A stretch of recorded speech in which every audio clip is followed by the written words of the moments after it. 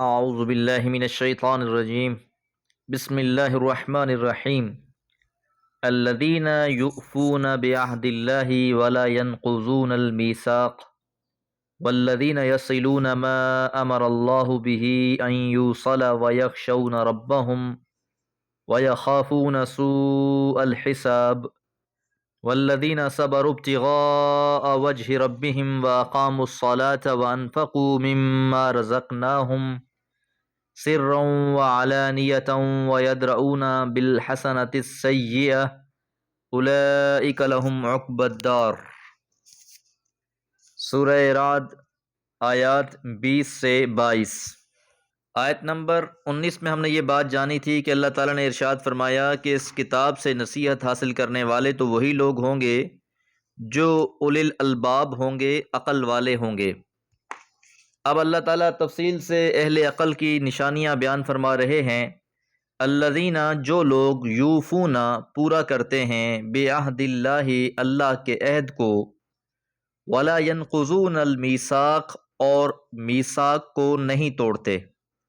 میثاق سے مراد یہاں میثاق فطرت ہے جو تمام اولاد آدم سے لیا گیا تھا، جس کا سب نے اقرار کیا تھا۔ جس طرح سورہ اعراف میں اس کی تفصیل گزر چکی، وَإِذْ أَخَذَ رَبُّكَ مِن بَنِي آدَمَ مِن ظُهُورِهِمْ ذُرِّيَّتَهُمْ وَأَشْهَدَهُمْ عَلَىٰ أَنفُسِهِمْ أَلَسْتُ بِرَبِّكُمْ قَالُوا بَلَىٰ، کہ اللہ تعالیٰ نے تمام کے تمام انسانوں سے یہ عہد لیا تھا کہ کیا میں تمہارا الہ نہیں ہوں؟ تو تمام کے تمام ارواح نے یہی جواب دیا، بلا، یقیناً اے اللہ تو ہی ہمارا رب ہے۔ تو وہ لوگ اس عہد کی پاسداری کرنے والے ہوتے ہیں، ان کی یہ پہلی صفت ہے۔ تو جن لوگوں نے اس عہد کو توڑ دیا اور اپنی فطرت کو مسخ کر دیا، اس میثاق کو توڑ چکے، ان سے کسی خیر کی امید نہ رکھو۔ والذین، اور جو لوگ یصلون، جوڑتے ہیں، ما امر اللہ، جو حکم دیا اللہ تعالیٰ نے، بہ، ان یوصل، کہ اسے جوڑا جائے۔ اس سے مراد رشتہ رحم کا پاس اور احترام ہے، یعنی جس طرح وہ اللہ کے حقوق کا دل سے احترام کرتے ہیں، اسی طرح بندوں کے حقوق جو رشتہ داری کے بنا پر ان پر عائد ہوتے ہیں، ان کو پوری فیاضی سے ادا کرتے ہیں۔ وہ رشتہ رحم کو کاٹتے نہیں بلکہ اللہ کے حکم کے مطابق اس کو جوڑتے ہیں۔ یاد رہے، یہ جو تعلق ہے باپ اور بیٹے میں، بہن اور بھائی میں، پھپھو اور بھتیجی میں، خالہ اور بھانجی میں، تو یہ جو ایک تعلق اور رشتہ ہے، اسے رحم کہا جاتا ہے۔ اور اللہ تعالیٰ نے جب رحم کو تخلیق کیا تھا، اس تعلق کو تخلیق کیا تھا، تو اس تعلق نے اللہ سے شکوہ کیا تھا کہ مالک تو مجھے بنا تو رہا ہے پر یہ لوگ میرا خیال نہیں رکھیں گے۔ تو جواب میں اللہ تعالیٰ نے فرمایا کہ جو تجھے جوڑے گا میں اسے جوڑ دوں گا، اور جو تجھے کاٹے گا میں اسے کاٹ دوں گا۔ تو رشتہ داروں سے قطع تعلقی کے حوالے سے احادیث میں بڑی سخت قسم کی وعید آئی ہیں۔ اللہ تعالیٰ کا قرآن مجید میں بھی حکم ہے، اور احادیث صحیحہ سے بھی یہ بات ثابت ہے کہ رشتہ داروں کے حقوق ہیں کہ ان کے ساتھ تعلقات کو قائم رکھا جائے، اور ان تعلقات کو قائم رکھنا کسی نمود و نمائش یا غرض کے لیے نہیں، بلکہ اللہ سے ڈرتے ہوئے اور اس کی رضا جوئی کے لیے یہ کام کرنا ہے۔ اس لیے فرمایا وَيَخْشَوْنَ رَبَّهُمْ، اور وہ ڈرتے ہیں اپنے رب سے، وَيَخَافُونَ، اور وہ ڈرتے ہیں، سوء الحساب، سخت حساب سے، برے حساب سے۔ تو رشتہ داروں کے ساتھ تعلقات جوڑے رکھتے ہیں، کہیں ایسا نہ ہو کہ اس قطع تعلقی کے بنا پر ہی روز قیامت ہمیں دھر لیا جائے، پکڑ لیا جائے، تو اس بات سے ڈرتے ہوئے وہ اس بات کا خیال رکھتے ہیں۔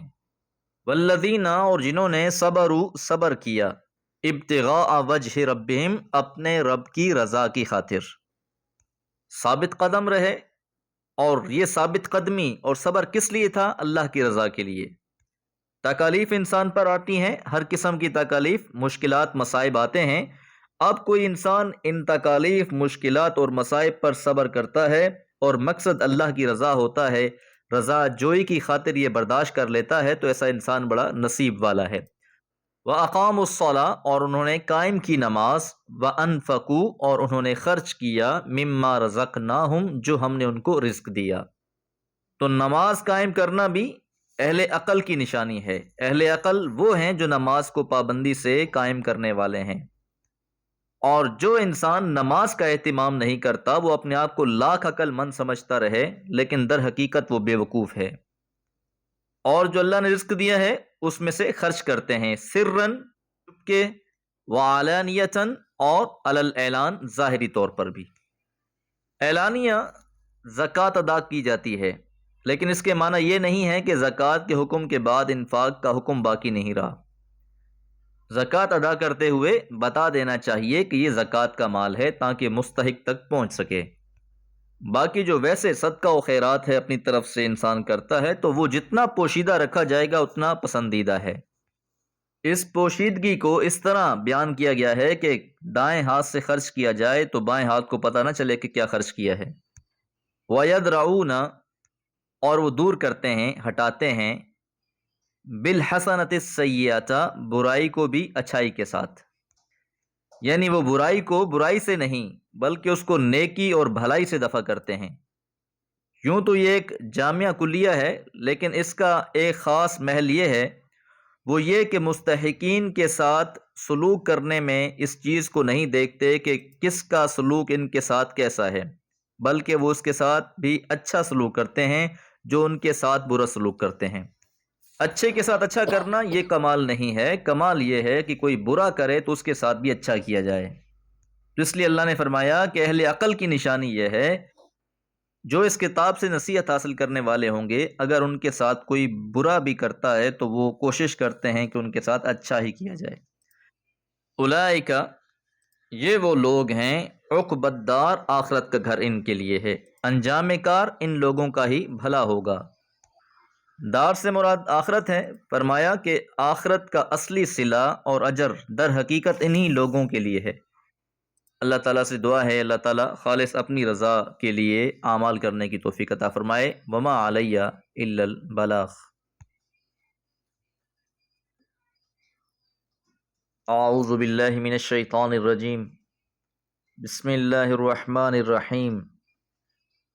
جنات عدن يدخلونها ومن صلح من آبائهم وأزواجهم وذرياتهم والملائكة يدخلون عليهم من كل باب سلام عليكم بما صبرتم فنعم عقبى الدار۔ سورہ رعد آیات 23 اور 24۔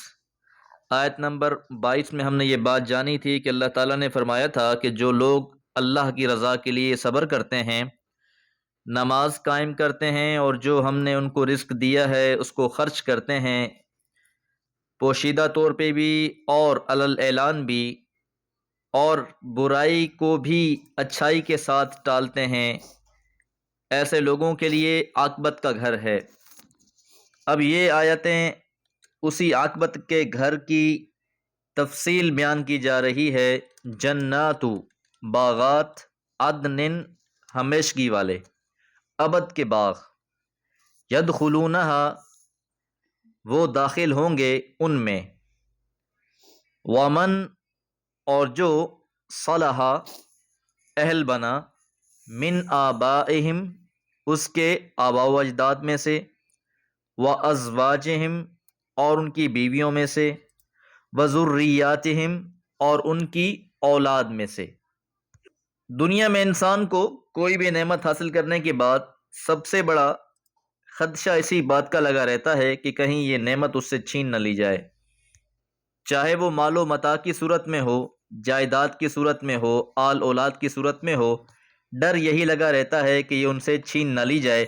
اب یہاں اللہ تعالیٰ فرما رہا ہے جو عاقبت کا گھر ہے وہ ہمیشہ ہمیشہ کے لیے ہے، اس کو کبھی زوال نہیں ہے۔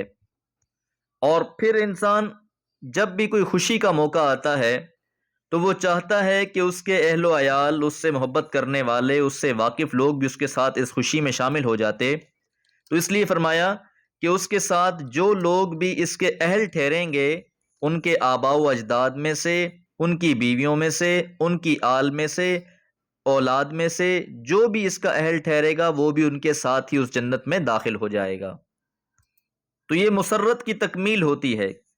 اگر خوشی کے موقع پہ سب اپنے آ جائیں تو خوشی دوبالا ہو جاتی ہے، اور اگر کچھ لوگ رہ جائیں تو خوشی میں وہ مزہ نہیں رہتا۔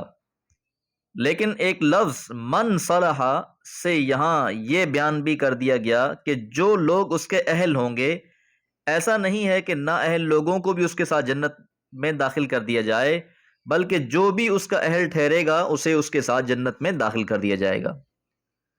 والملائکۃ اور فرشتے یدخلون علیہم داخل ہوں گے ان پر، من کل باب ہر دروازے سے۔ جنات میں محلات ہوں گے، باغات ہوں گے۔ اب یہ جو مختلف دروازے ہیں، اب جس دروازے سے بھی فرشتے داخل ہوں گے، اب یہ فرشتوں کا داخل ہونا خیر و برکت کا باعث بھی۔ اب وہ کہیں گے کیا فرشتے؟ سلام علیکم، سلامتی ہو تم پر، بیما صبر تم، بسبب جو تم نے صبر کیا۔ آیت نمبر 22 کی ابتدا میں بھی ہم نے یہ لفظ پڑھا تھا، والذین صبروا، اور وہ جنہوں نے صبر کیا، ابتغاء وجہ ربہم، اپنے رب کی رضا کے لیے۔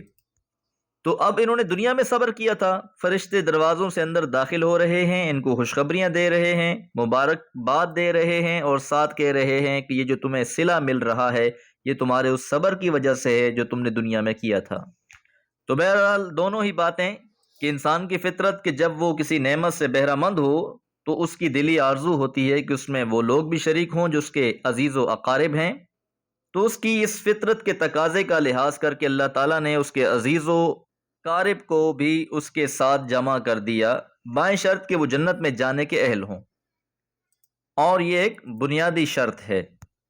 اور والملائکۃ یدخلون علیہم سے ان کے اعزاز اور اکرام کا ایک پہلو نمایاں کیا جا رہا ہے کہ جنت کے بہت سے دروازے ہوں گے اور ہر دروازے سے فرشتے ان کے پاس سلام اور مبارکباد کے لیے پہنچیں گے اور ان کو ان کی ثابت قدمی پر مبارکباد دیں گے جس کے صلے میں وہ اللہ کے اس فضل کے حقدار ٹھہرے۔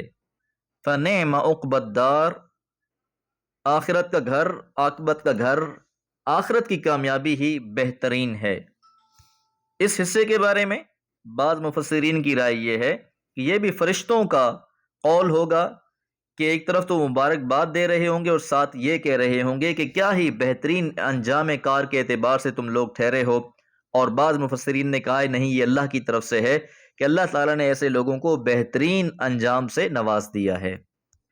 اللہ تعالیٰ سے دعا ہے اللہ تعالیٰ اپنے فضل خاص سے ہم کو بھی ان لوگوں میں شامل فرما لے جو اس کے ہاں کامیاب ہونے والے ہیں۔ وما علیہ الا البلاغ۔